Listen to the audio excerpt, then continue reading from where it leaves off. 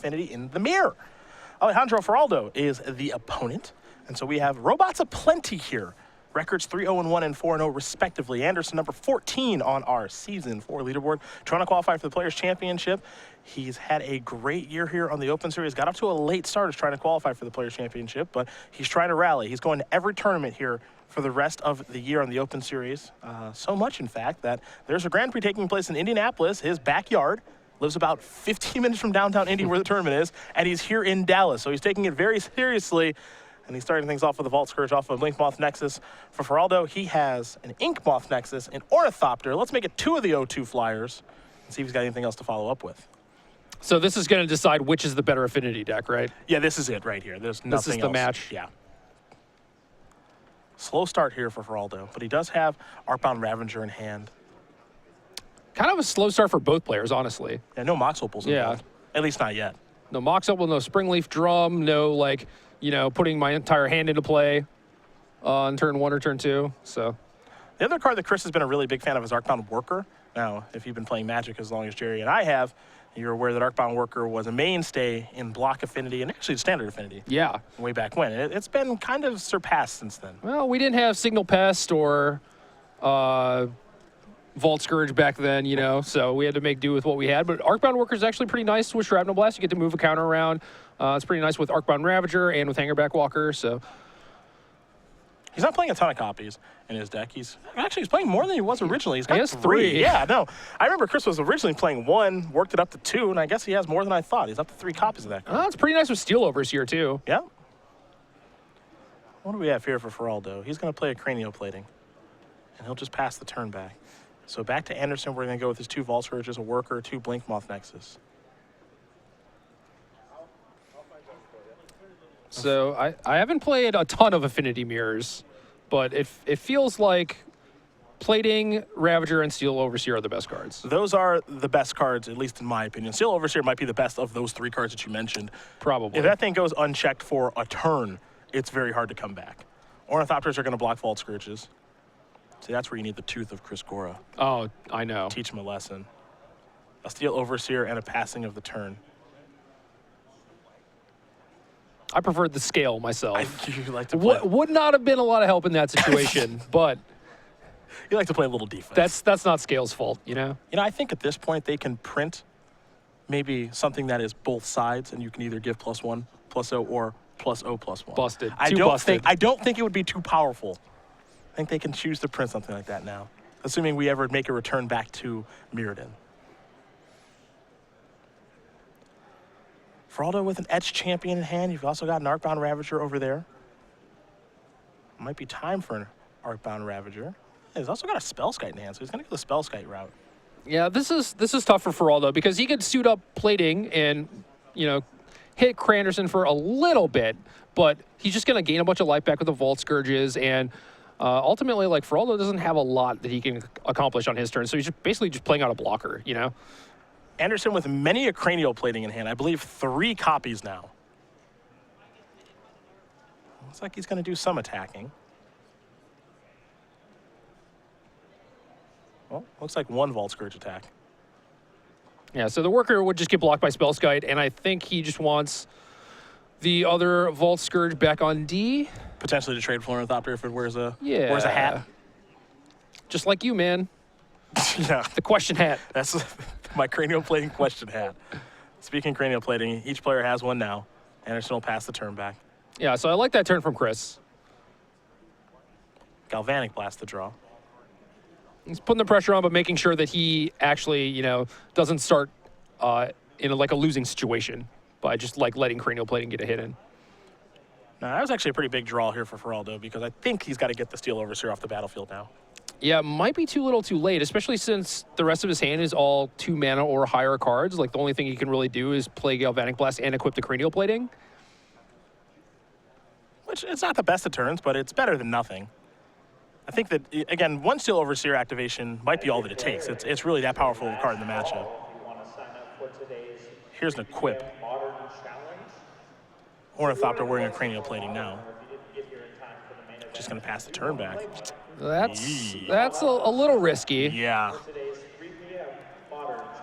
In this situation, as there's a Vault Scourge. I think Faraldo says, I'm going to Galvanic Blast whatever you equip, but that's not the big problem here. The problem is still Overseer just dishing out counters. Yeah, I think if you take out the Overseer and then you just trade Ornithopter with whichever Vault Scourge Chris puts the plating on, I'm not sure what your long game plan is, but I think that definitely seems better in the short term. So another Vault Scourge, an Ornithopter, and now a Vault Scourge is going to wear Cranial Plating. And Chris is going to decide how he wants to attack. You saw him take a conservative approach last turn. You might see a more aggressive one this turn. Yeah, but now he's basically in the driver's seat. Yeah.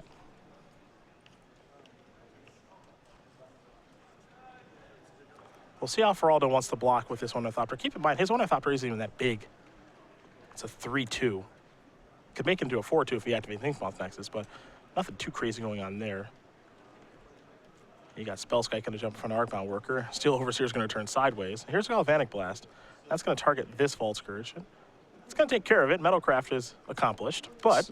So he gets to get rid of both flyers, but, you know, Chris did play another Vault Scourge and an Ornithopter, so it's definitely not out of the woods yet. Yep. He's got to make sure he does add a counter to all of his stuff now as well.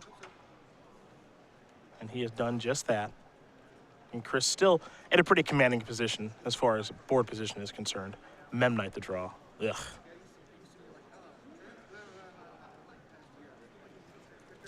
Yeah, I mean, at least it's a thing that he can play, but still doesn't help him very much. I'm not sure if there's really a draw step that could save Faraldo at this point. Yeah, the creatures are just so large at this point, and the cards that he actually has in his hand aren't particularly useful either. I mean, don't get me wrong, Earthbound Ravager is a very powerful card, but it doesn't appear to be very powerful in this situation.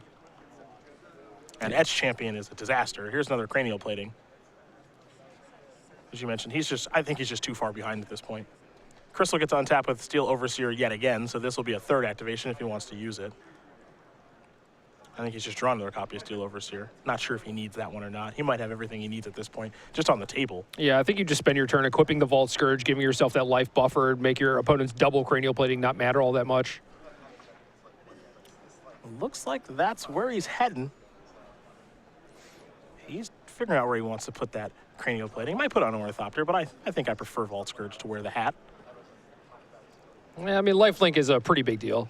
I can't see turning that down, really. Looks like Ornithopter's going to stay back on defense. So does not want to get Infect killed out of nowhere. In this situation, Chris is playing pretty conservative, in my opinion. But I think because he's so far ahead, he can afford to play this conservative. Right, and there's not much that Faraldo can do, too, and I think Chris knows that. Steel Overseer is going to go active. Here are your blocks. Everyone's going to get a little bit bigger thanks to the Overseer. Memnite's going to bite the dust. We might see Cranial Plating move after combat. Chris does have a copy of Arcbound Worker in hand. So that's going to come down post-combat. Of course, it'll have a counter. Pass the turn back over to Faraldo. Faraldo will draw a Vault Scourge of his own. Well, it's another draw step that's like, all right, it's not that bad. You get to put plating on it and maybe not die this next turn, but what's your plan? How are you going to deal with all these things? Yeah. We'll see some more turns played out here, that's for sure, but I think that Andersen is just so far ahead, and it just takes a couple turns for him to close the game out, and actually it won't take any more turns, because Faraldo knows that there's no sequence of draw steps that he can find to get back in this game, so Chris Andersen is going to win game number 1 here over Alejandro Faraldo. Affinity Mirror goes to the player on the right thus far, as we do get ready to take a look at the sideboards here for each player, and you'll find that Alejandro Faraldo does have 2 Torpor Orbs, a Grafdigger's Cage, a Relic of Progenitus, 2 Nature's Claims, 2 Thought Seizes, 2 Negate, 2 Whip Flare, 2 Blood Moon, and an Ancient Grudge. What do we like here? I like Ancient Grudge and the Nature's Claims. You know, things like Blood Moon, like you shut off your opponent's creature lands, but like you shut off your own as well. Also, you know, there's like Mox Opals and stuff. Maybe you want to like Thoughtseize a key card, but there's really not a lot going on here except for the various disenchants. Other side here for Andersen, he's got 2 Spell Snares, 2 Spell Pierces, so there's that blue splash in his board. 2 Gearpow Aether Grids, an Ancient Grudge of his own, 2 Whip Flares, a Nature's Claim, 2 Spellskites, and 3 copies of Etch Champion. Yeah, so kind of the same deal. I like the claims in the Ancient Grudges. I really like the Aether Grids in this matchup as well. There's a lot of creatures with very small toughness, as long as you don't let Steel Overseer run rampant for a few turns. And then I could also see Chris potentially bringing something like Spell Snare or Spell Pierce, depending on how he was feeling. Like, Spell Snare is a card that is just really good against Affinity because their big cards all cost 2 mana for the most part. You know, like, Chris is not worried about the 3 mana cards. He doesn't care about S Champion, but he could try and snipe like a Cranial Plating with it. I'm not sure if that's really worth it because he probably doesn't have that many blue mana sources in his deck. So I would probably just stick with the Grids, the Claim, and the Ancient Grudge. Yeah, the Grid's actually a really good card in the matchup. As you mentioned, there's so many one-toughness creatures. You get to kill the Nexuses, Vault Scourge, Mem Knights if that's still in the deck after sideboard, Steel Overseer. It's pretty potent, and there are games that happen where you get in kind of a logjam where you can't really go anywhere. Yeah, it's entirely possible that the board just gets bogged down. Well, those are the options there for both players. Faraldo will be on the play here for game number 2. In the meantime, we're going to talk about the Season 4 schedule here on the Open Series. Atlanta, St. Louis, those are in the books. Soon enough, this Modern Open will be in the books. Someone's going to walk out here with $5,000, 25 Open Series points, and invite to our Season 4 Invitational in Las Vegas. We'll do an Open Series in Philadelphia next weekend. Patrick Sullivan and Matthias Hunt will bring you the coverage for that. Then we'll have our Grand Prix in Atlanta, StarCityGames.com/GP Atlanta for all the information about that fantastic event. KC, around Thanksgiving weekend. We'll also do New Jersey. And then we'll have our Open Series in Denver. First time back there in a long time. Before we do that, Season 4 Invitational in Vegas. Standard and Modern with a standard top 8 and then a standard Open Series event. And then our Players' Championship, December 19th and 20th at the Star City Game Center in Roanoke, Virginia. Myself, Patrick Sullivan, Matthias Hunt will be crowning someone that's going to be walking out of there with a whole bunch of money and be the Open Series champion. Got to try to knock Brad Nelson off his hill, which is not easy. What are the odds that Brad just wins again? Well, Shahar did it. That's true. So why can't Brad? I don't know. Right? Brad was mega prepared for that tournament last year. I know. So I wouldn't be surprised if he's mega prepared again.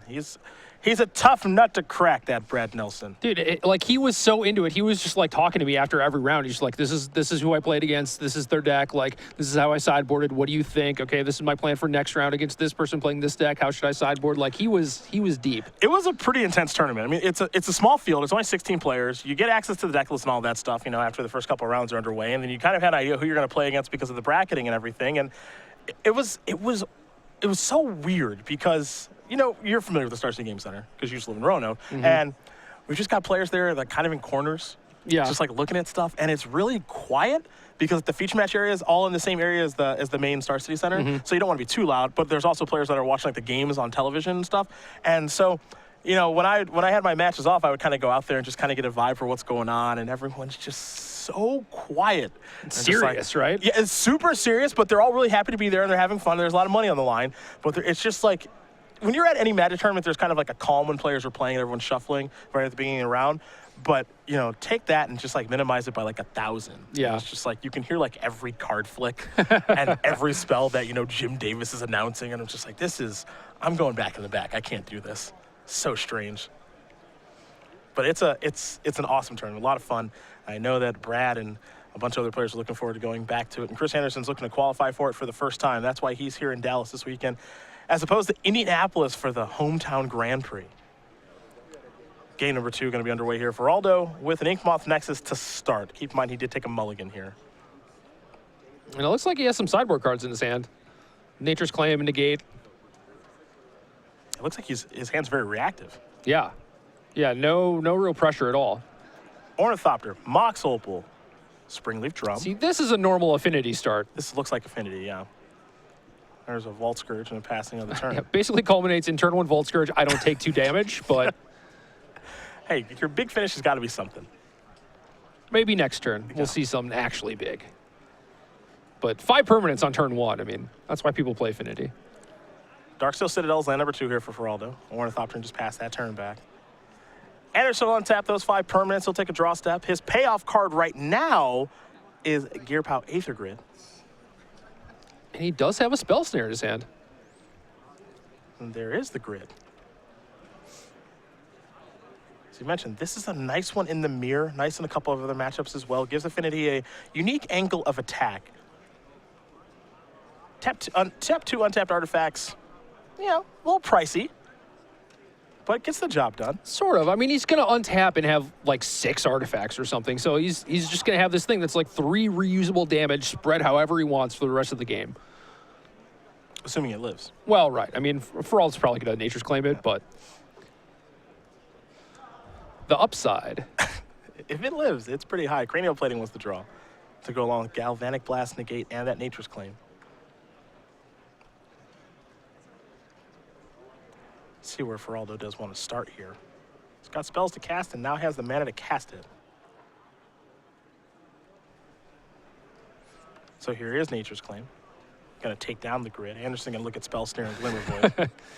Spell Snare is, particularly humorous. Yeah. And it's much too powerful to put the shields down on Spell Snare too. Because you get to counter stuff like this. Yep. And Chris can't do it fast enough. Cranial Plating will be taken care of by the powerful 1-mana blue spell. Yeah, things like Negate and Spell Snare you don't typically think of as being good in Affinity or even good in the mirror match. But it just looked like both players were pretty light on sideboarding options for the mirror, so just kind of make do with what you have, Yeah, players are skimping on a lot of copies of Ancient Grudge, for example. Only one in each player's sideboard this weekend. Nothing too crazy going on for the mirror. I mean, there are the Aether Grids. I do think that those are a pretty big deal. Yeah. And maybe the presence of those alone allow you to shave on Ancient Grudges a little bit, assuming you're not worried about the Lantern decks out there. Fair. Ink Moth's going to get fired up. Red zone we go. Chris does have that Blink Moth Nexus that can pump the Ink Moth Nexus. You'll see Ornithopter jump in front of Vault Scourge. One Infect here on Faraldo. Affinity coming at multiple different angles. Haven't seen a fast Infect kill from Affinity in a little while. It's like Mox will pull the draw. Mox will resolve. Yeah, I haven't either. Like, the way that both of these games have played out so far, it's just like, what are these decks doing? Just like they have some 1/1 flyers, they're like kind of trading off hits a little bit, but nothing's really getting accomplished. I have not been particularly impressed with what I've seen here from Affinity. No. It is a much more explosive deck than this. And, you saw the power of Steel Overseer last game. That is true. We're seeing a little bit of the power here of Ink Moth Nexus this game. Chris deciding if he wants to fire up both of these or not. Yeah. Looks like he might slow down a little. The creature lands are so good. Yeah. That's really the appeal of this deck. You get 8 creature lands, they fly. They can work Cranial Plating very well. See Ornithopter's going to jump in front of Vault Scourge. You'll get an activation of Blink Moth Nexus targeting Ink Moth Nexus. Faraldo, I think, is going to use a Galvanic Blast on one of these. And he will. So one Ink Moth down, a Point of Infect will come across. And we'll be heading back Alejandro's way after Chris plays this Ornithopter.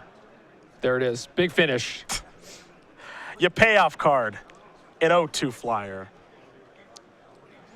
Oh, right back in Big Ern's face. Here's a Signal Pest. Some of Affinity's draws are truly embarrassing. And some of them are unbeatable. I mean, what happened was, like, each player killed the other person's big card that they had. Yep. And now it's this. Now it's like we're left with, like, all the enablers, and they're doing battle against each other. Yeah, who's going to draw the next big card? Who will draw the Cranial Plate and the Arcbound Ravager or the Steel Overseer? That's the question. Or, I guess, the Ancient Grudge. Yeah, that could be it, too. But assuming something like a Cranial Plating comes off the top for either player, like, the game is probably not going to last too much longer past that. Ink Moth going to get fired up. These creatures will come into the red zone again. We've seen this a couple turns now. Yeah, with Ornithopter on D to block either the Blink Moth or the Vault Scourge, I like Chris going for the Infect kill here, even though it's a little slow. Slow and steady. To Faraldo now. Does he draw a payoff card? No pump that time from the Blink Moth. A little surprising.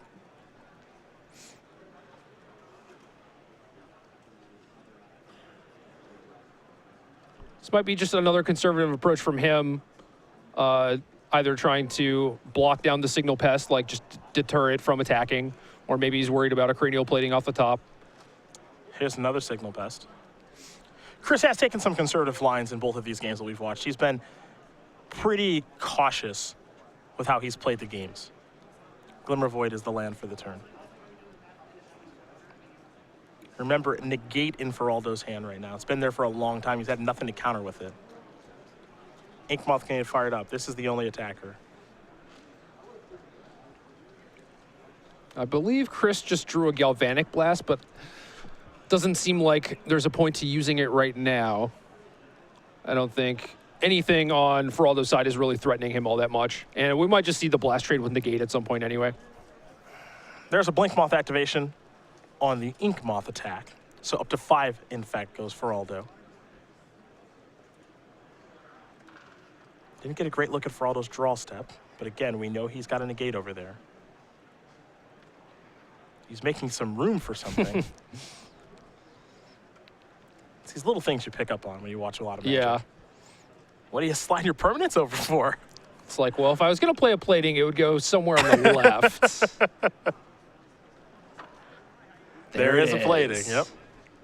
Gonna slide right in between Ornithopter and Signal Pest. And he has negate to protect it too, so it'll be interesting to see whether or not he kind of moves in this turn and equips and tries to get something going. It looks like he's going to. He's gonna put the negate shield down for a turn. Gonna place plating on an Ornithopter. Don't know if he's gonna attack with that Ornithopter. Andersen's life total is pretty high. He's at 28. Well, you gotta get started at some point. Well, get started, he will. Ornithopter gonna chump block immediately.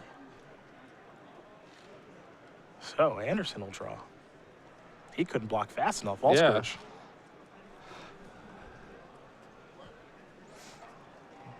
Here's an attack. And an activation. No flying blocks out there. Signal Pest, though it looks like it flies, it actually doesn't. Yeah. It's kind of chilling in the air. And now Chris will play Vault Scourge. It's like 2 to cast it. Phyrexian mana playing a role in things, and now we're going to head back Faraldo's way. Faraldo will draw. Picked up another copy of Ink Moth Nexus. See, now it looks like Faraldo's in a pretty good spot. So the negate shield likely not coming down. Still has cranial plating on an Ornithopter. If Chris wants to take care of the Ornithopter, he's probably going to have to double block with some Vault Scourges.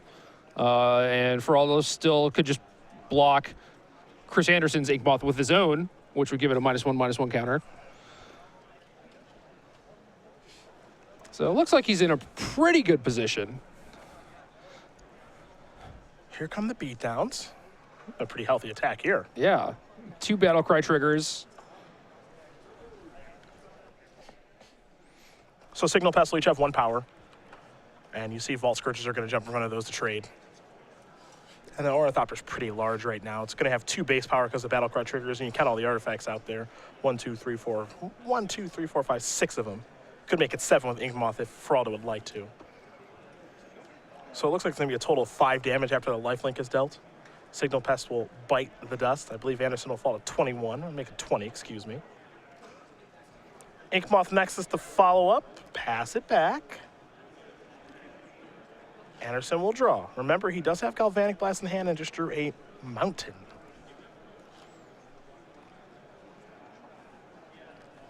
And now things get tricky because he's getting attacked and he doesn't have a good road to victory with the Infect kill via the Blink Moth.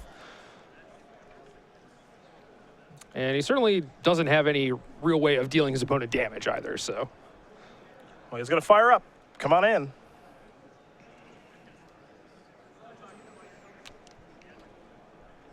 I guess he can try and Galvanic Blast the first Blink Moth, but the other one is probably going to force a trade. Interesting. We're going to see a double block here? Whoa. Maybe he just forgot about, like, the pseudo Wither. Sure. That is a strange trade there. That means Chris doesn't have to even use his Galvanic Blast. Well, now he could. He could have taken out the Ornithopter, but now the negate shield is back up. Yep. But a lot of potential artifacts did just hit the graveyard, so the Ornithopter is not that big of a clock anymore. Yeah, 4 power creature. All right, Andersen will take 4. Not going to use his removal spell just yet. Going to fall down to 16. Yeah, I think Chris treats Galvanic Blast more just like a Shrapnel Blast, you know, just like go straight to the face. And he's just going to be looking for some way to get in the 15 points that he needs. Darksteel Citadel was the draw for Andersen. He's going to hold on to that, not going to play it and give away any information. That's a Steel Overseer. That's also a real good target for a Galvanic Blast. And now here's a Mox Opal. Smart play there. Yeah, and now if you're in Chris's spot, you might be like, well, why would he play out the other Mox? Mm-hmm. What does he need 2 mana for? Here's an activation. Nexus, of course, can't pump itself. And that appears that's what it's going to do. And this will allow it to trade with the Ornithopter. So now Faraldo is left with just a Steel Overseer and a Cranial Plating, and Andersen just a Cranial Plating on his side. He'll try to Galvanic Blast. Will it resolve? Faraldo's had to negate the entire game, and he'll finally get to use it. So Andersen will look at a Darksteel Citadel. That's the card that's left in his hand until he takes a draw step right now. And he found another Cranial Plating. So he'll deploy that. Play that Darksteel Citadel, pass the turn back. Both these players are empty-handed as we've worked our way well into the late game. Excuse me, actually, Chris actually has an Ornithopter on the battlefield. Pardon me. Yeah. I thought it was a second Cranial Plating. Oh, okay. Yeah, so he actually gets like the first attack in. Yes. So he might actually be winning this race, assuming both players draw things that don't necessarily do anything. Yeah, 5-power Ornithopter. Yeah, versus 5-power Steel Overseer, and he gets the first attack in. There's an equip. Springleaf Drum coming on down. Okay, 6-power. Yeah, 5 artifacts. And then 1 power from the Overseer. Andersen's going to fall down to 10. The race is certainly on here. Is that another Galvanic Blast? I think so.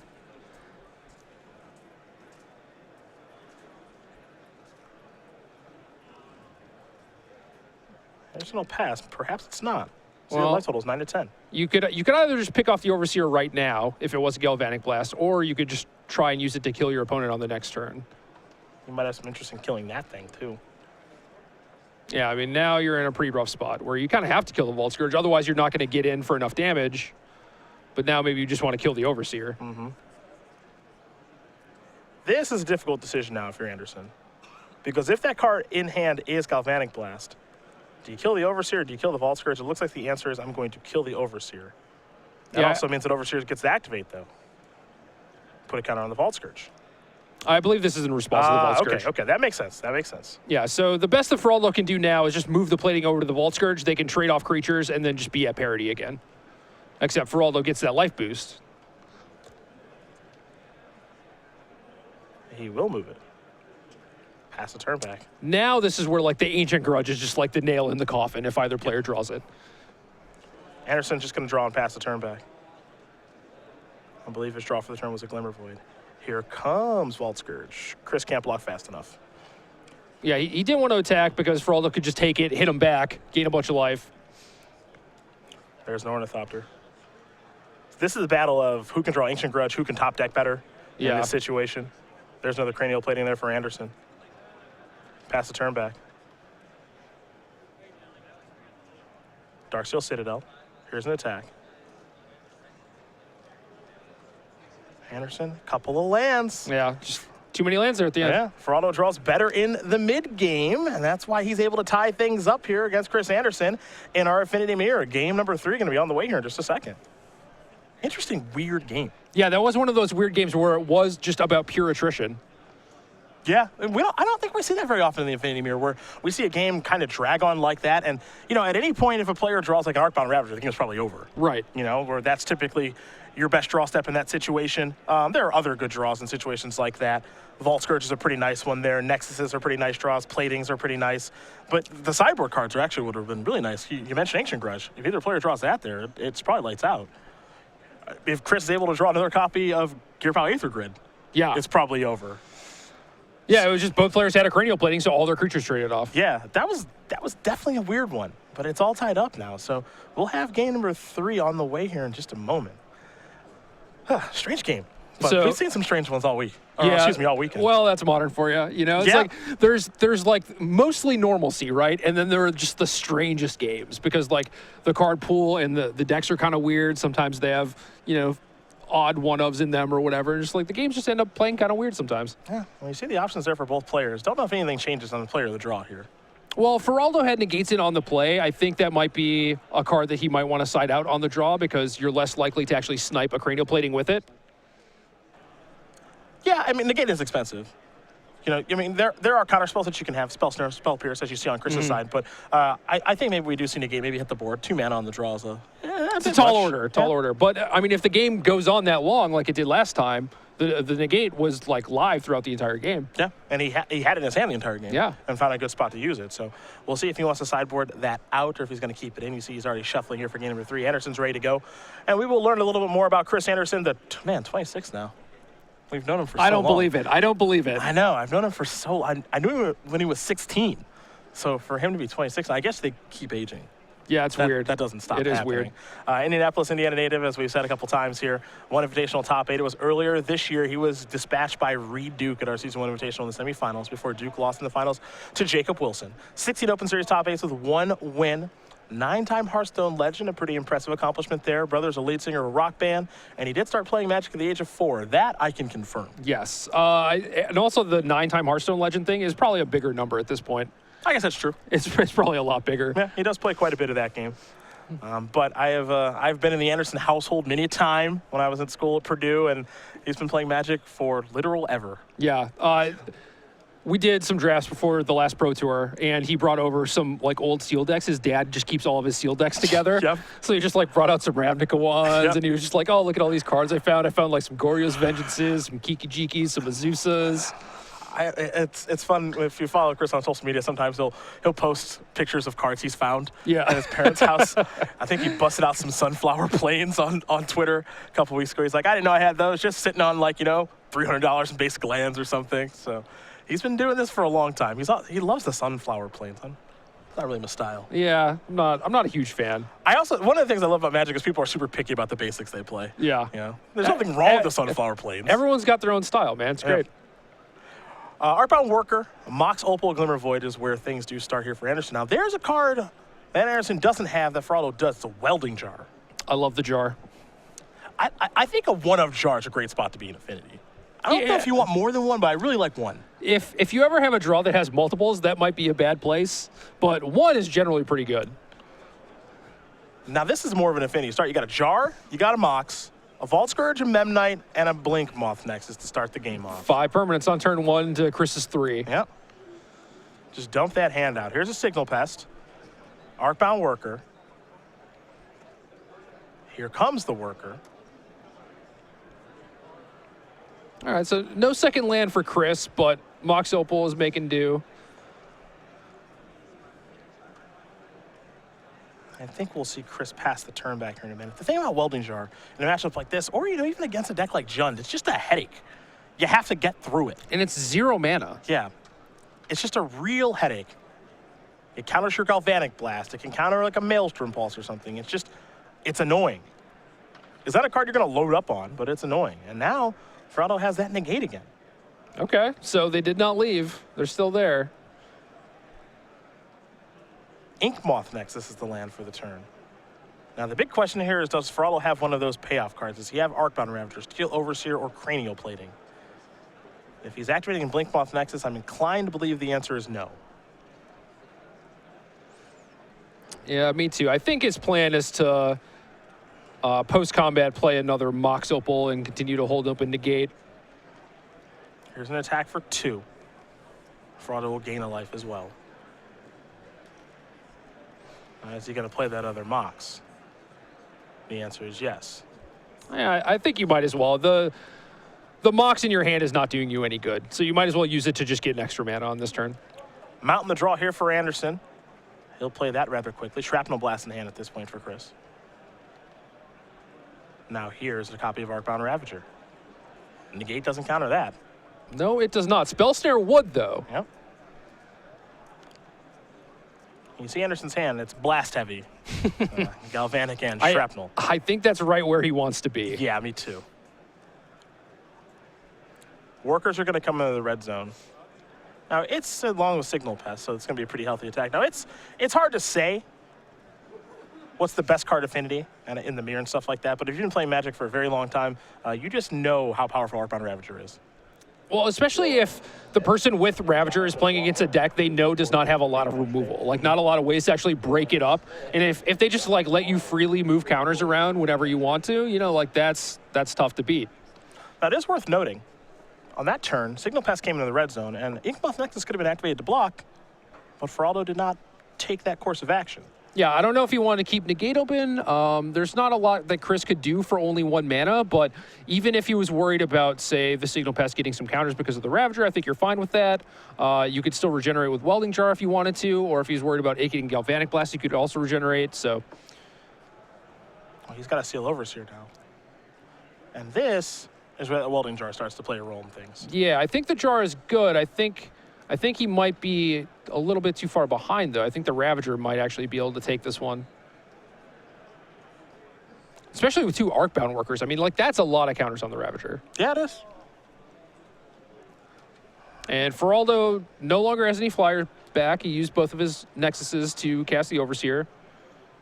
So if Chris thinks that he has a window here, he might want to take it. You could move it on the Signal Pest. Yeah. But maybe that's exactly what Faraldo wants him to do. Yeah, I mean, maybe that's why he tapped both of his Nexuses. He's like, I can keep open Negate to counter a burn spell. This is actually, it's really interesting tapping. By tapping the 2 Nexuses and leaving up Mountain and Mox Opal. Because you think he'd want to leave up one of the Nexuses. Or leave Vault Scourge back or something, Yeah. you know? So now if you're Chris Andersen, you're trying to figure out, okay, what level is my opponent on? Yeah, so what is going on here? Yeah. Is he trying to level me, or was that an honest mistap?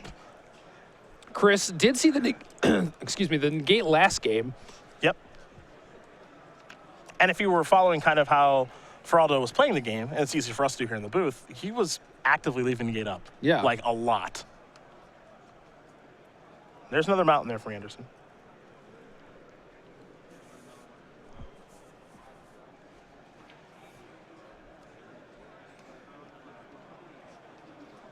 Workers, Ravager, and the Pest. Yeah, here they come.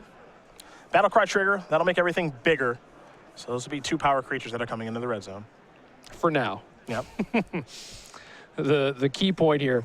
If you're Faraldo, you're like, I'm at 17. You know, it's not that bad. Pretty high life total. Yeah, the interesting thing here, too, is like if you're familiar with Chris and the way that he likes to play Affinity and his build of the deck, you know he has a lot of blast effects. Yeah. He's very partial to this burn version of the deck. But if you don't know Chris and you don't know his deck list and you don't know that he won states with this deck, then you don't know that he's doing this. I like blocking the Ravager. I feel like this induces a move from Chris. Going to sacrifice the worker. You'll get a modular activation, so it looks like that modular counter is going to go into the Pest.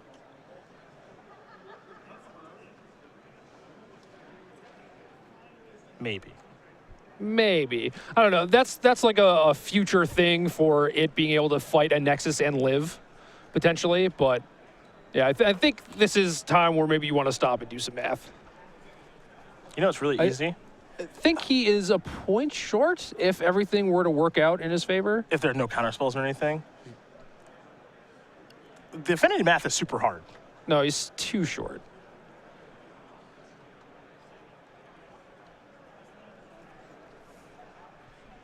All right, so he's going to sack worker. But you likely want to get in a big bunch of damage this turn if you can. Assuming that you're going to use your blast effects to try and kill your opponent. Sure. Because just like hitting your opponent for 3, which is what it looks like now. It looks like that's all it's going to be. Yeah. I mean, you get to kill a Mem Knight, which is good. Or not. Or do you? Or you get to kill a Welding Jar. That's less good, but fine. I'm a little surprised by that use of Welding Jar there. Why is that? I mean, saving a Mem Knight versus protecting your Overseer. Well, the Mem Knight makes the Overseer that much better. That's true. Now Chris has to use his resources, Shrapnel Blast and Galvanic Blast, to get Overseer off the battlefield. Okay, so did not find a clean kill. Yep. So now it's just like, I'll just leave it at like Ravager versus your stuff. Both players empty-handed. As we head back Faraldo's way, he'll draw a card. Now this is very reminiscent of the situation we had in Is your Game card 2. Is your card an Ancient Grudge? Yep. Is your card a plating that I can put on my Vault Scourge? There are some really good ones here. I think it's a land. Yeah, it's a Blinkmoth Nexus, which might not be too bad. Yeah, at least it's probably the best land because then he could potentially pump 2 different things.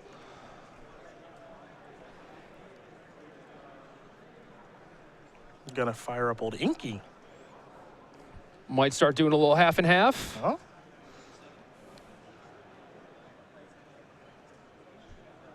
I mean, Blinkmoth Nexus, especially, or Inkmoth with the Blinkmoths, is probably a faster kill than normal damage at this point.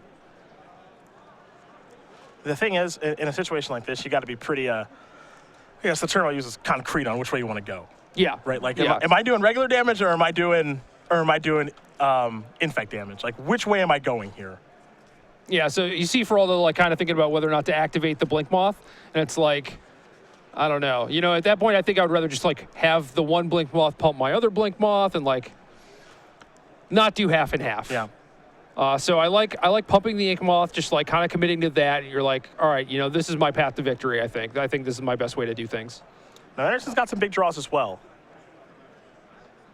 The 8th grid, insane draw right now. Yes, I mean even with one activation per turn. Yeah. Ravager and Signal Pest are going to come in. Don't forget about that Battle Cry trigger. So Ravager's a 4/4 right now. 4/3. 4/3. Thank you. Are still taking sign up for today's Legacy Challenge. It starts at 4 p.m. If you'd like to play 4 rounds, Signal Pest, just 1 power coming on in. Looks like all the damage is going to come through. please come see us at the stage. Yeah, so Vault Surge is going to need some help to win this race. Can't do it alone. Maybe it needs a friend or a hat. Or, yeah, I think a hat. I think a hat would be nice. Or an Ancient Grudge. I'm not sure how that plays into the Vault Scourge equation, but Yeah, I don't know what kind of clothing that is. just a really mad Vault Scourge. It feels like, it's unclear what Faraldo drew this turn.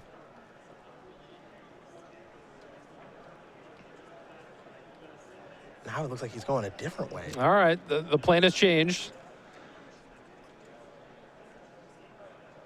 So, could be trying to block with the Blinkmoth and take down the Signal Pest, and then maybe chump the Ravager with the Memnite. Okay, Seems kind of plausible. okay. He's getting to that point where his life is pretty low. A Shrapnel Blast might kill him.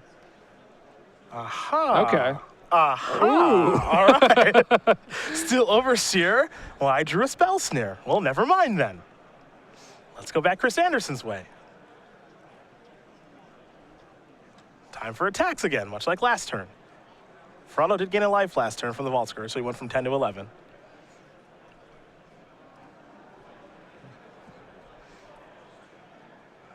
Memnite looks like it might be on blocking duty. It's going to chump block the Arcbound Ravager. A point of damage is going to come across. Faraldo will fall back down to 10. Andersen will just pass the turn back. Oh, the Affinity Mirror. It can be interesting sometimes. I don't think I've ever seen an Affinity Mirror that was not one-sided at least some point during the game. These games have all just been like, what's that draw step? Like, we need to sweat this thing out. We need to, like, peel it. It could be a huge one. Well, what's this draw step? Oh, no. That's the one. Yep. That's the problem card. It's the Ancient Grudge. And he's got the green mana to... I mean, yes, he has the green mana to flash it back. You have to go through the back door of, like, activating some Nexuses. Yeah, he's got to work for it a little bit. But he's got the green mana to make Mox Opal have Metalcraft to be able to tap for any mana. But he's going to start by targeting Arcbound Ravager. Looks like Chris Andersen might have a response.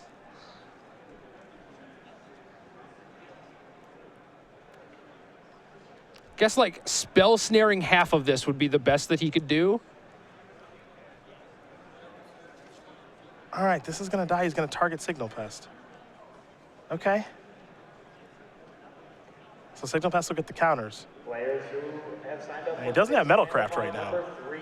No, I mean, it's easy enough to achieve, right? Ready to begin.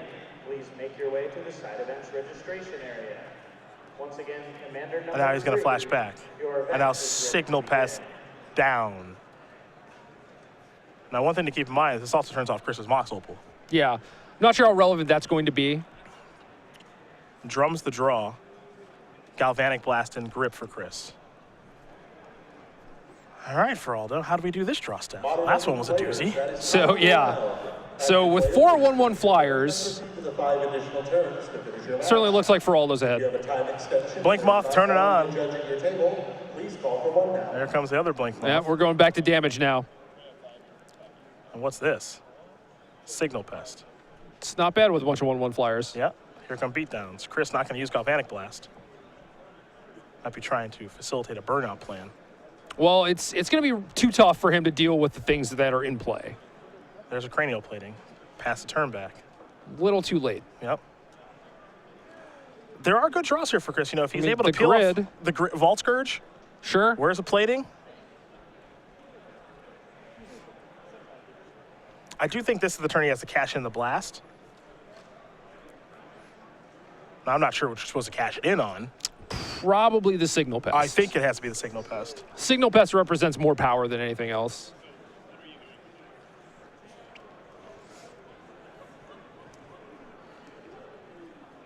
So it looks like Blink Moth's going to go active. And now, other Blink Moth's going to go active. Chris also has an Ancient Grudge that he can draw. Now there is Galvanic Blast. See you later.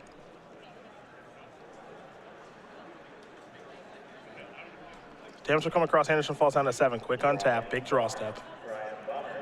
Big draw step. Oh, okay. That's not bad. Quickly moving and plating onto it. Past the turn back. Chris is still getting his butt kicked in the air, though. Ooh, that was a Yep. cranial plating. I don't know if that's lethal. It's a lot. I don't know if it's lethal, though. I think it is 6. Here's plating. Equip. 4, 5. Yeah, and then animating to Nexus. Should be 6. Looks like there's a drum that Faraldo could have played last turn, but chose not to. Mm-hmm. And that would have been the lethal point. So Andersen's going to fall down to 1. Yeah, but Faraldo goes up to 19. Yep. Perhaps grids up. Take a draw. I didn't get a great look at it. I mean, that might not even be enough, though. Ravager coming in, maybe. Well, I can't block any I of the think, flyers. I think it was a Vault Scourge. Ooh. Okay.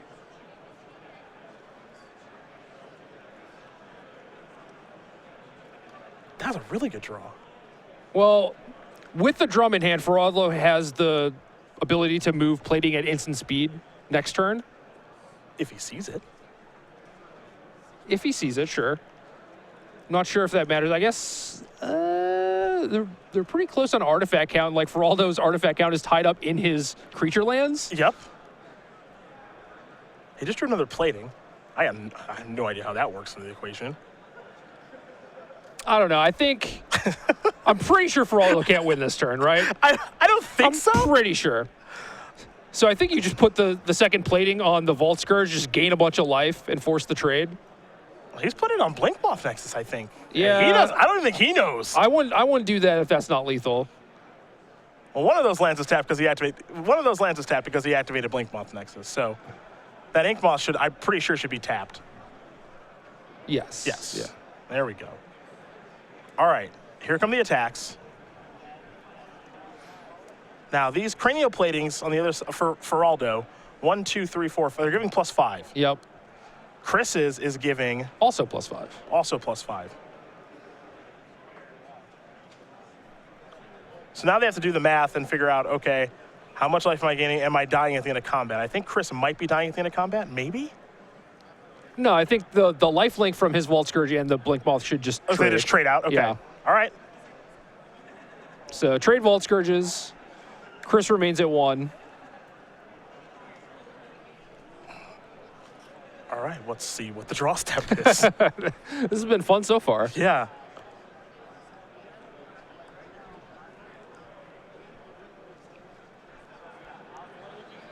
Ink Moth Nexus. Well, this turn I think is pretty simple. You just animate some Blink Moth Nexuses and attack. Just get in there? Yeah. What I am curious of is Chris supposed to hold that card? Well, what can actually deal with 2/1/1s? Grudge? You figured it out. Yeah. What if Chris drew like a hanger back walker there, so he could actually make like the two? Complete insanity. If he drew a hanger back walker, complete insanity. I wonder if he brought them out. It seems like the combination of Ravager with hanger back making a bunch of 1/1 flyers is like exactly what you want to be doing. You just want to be flying in the matchup, right? Yeah. I would be shocked if he boarded them out. I think part of the reason he has in the deck is because they're so good in the mirror. He's going to fire both Blink Moth Nexuses now, put a plating on something, coming to the red zone. And is this good enough? Pretty sure you're dead. Can you come up with anything, Chris? Faraldo's hoping he's dead, and he is. Alejandro Faraldo is going to win this match over Chris Andersen, 2-1. The Affinity Mirror goes to the player on the left. A bit of an upset victory there, but a win is a win. And for Faraldo, he moves on to 4-0-1. Chris Andersen falls down to 4-1. Yeah, that was just a weird match, I think. To be fair, I have not actively gone out and seeked, Affinity Mirrors to watch the games and how they play out or whatnot, but it seemed like a strange one. I feel like most of the games, someone just like sticks a Ravager or a plating and just kind of runs away with the game, but that just seemed like all the cards traded off. Yeah, normally I feel like we see one-sided affairs that involve, as you mentioned, plating, Overseer, Ravager, like maybe Master of Ethereum providing a crusade effect, stuff like that. Oh, and maybe someone has like multiple grudges in their sideboard, they draw a grudge and they just kind of blow the game away.